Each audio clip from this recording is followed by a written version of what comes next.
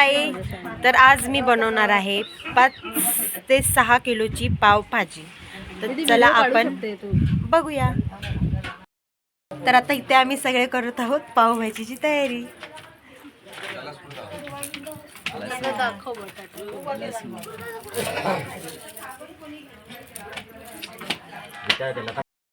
तर इथे बघा, उद्याची पण इथे तयारी चालू आहे साईडला पूजेची. त्याला लसूण लागणार आहे भाजीसाठी आणि इथे आमची पावभाजीची तयारी चालू आहे. तर वाजलेत बघा 7-9 झालेले आहेत. हे बघा सगळे तयारी करतायत. तिकडे आराम करायचा चालू आहे.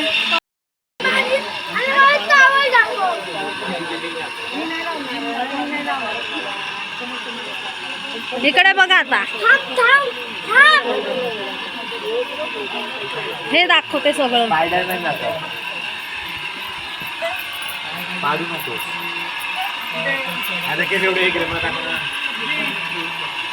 माझे बाबूचं स्पायडरमॅन दाखवली खाली आहे. टॉवरवर बसलाय.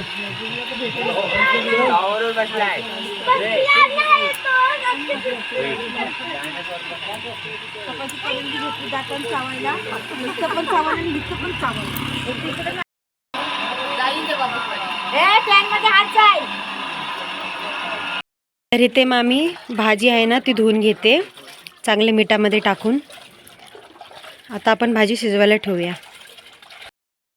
तर इथे मी कांदा ठेवलेला आहे फ्राय करायला, भाजायला चांगला.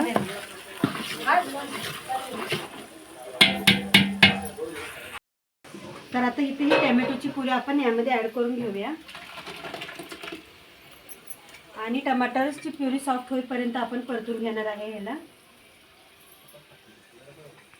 आता आपण यामध्ये ॲड करूया मीठ, सॉल्ट. तर आता आपण याला मिक्स करून घेऊया आणि सॉफ्ट व्हायला ठेवून देऊया. पण हा पावभाजी मसाला, लाल तिखट, माझ्याकडे इथे थोडा घाटी मसाला आहे कारण आम्ही स्पायसी खातो म्हणून लाल घाटी मसाला पण टाकणार आहे. तर आता हा आपण एका प्लेटीमध्ये काढून घेऊया. तर इथे आपले जे टमाटर आहेत ते एकदम मस्तपैकी सॉफ्ट झालेले आहेत. हे बघू शकता तुम्ही किती मस्त एकदम सॉफ्ट झालेले आहेत. तर आपण यामध्ये मसाले टाकून घेऊया. तर इथे मी घेतलेला आहे लाल तिखट, घाटी मसाला, पावभाजी मसाला आणि हा एकदम तिखट घाटी मसाला. इथे थोडंसं धने पावडर घेतलेले आहेत. आता आपण हे ॲड करूया.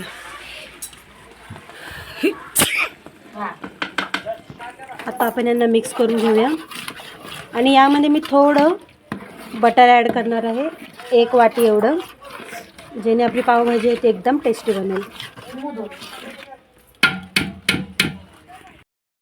तरी ते आमच्याकडे मॅशर नाही म्हणून भाजी कुकरमध्ये वाटली जात आहे.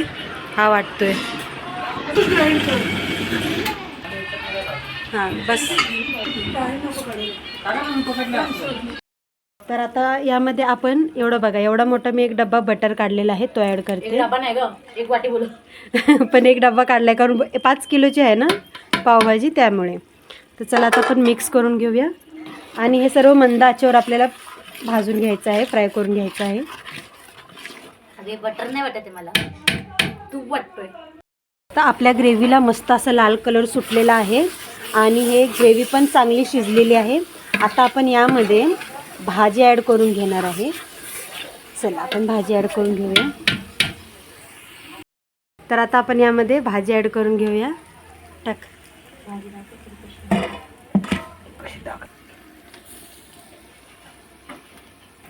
तर आता आपण भाजीला मिक्स करून घेऊया.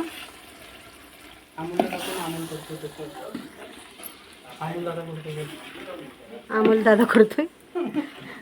आता यामध्ये भाजीचं पाणी आहे ते ॲड करून घेऊया.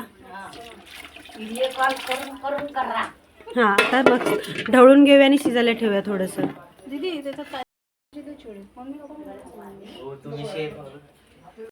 थोडा तडका करून घेणार आहे. गरम तेलामध्ये लाल तिखट टाकून घेऊन पावभाजीमध्ये ॲड करणार आहे फक्त कलरसाठी.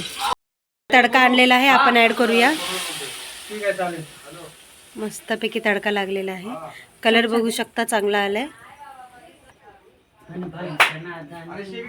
आलेली आहे आपली चुलीवरची पावभाजी. आता कोथिंबीर ॲड करून घेऊया वरून.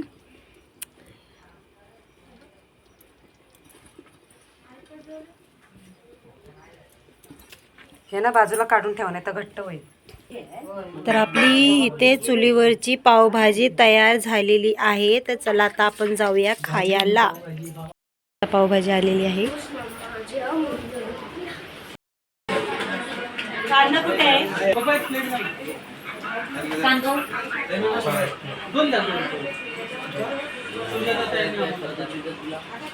नाही.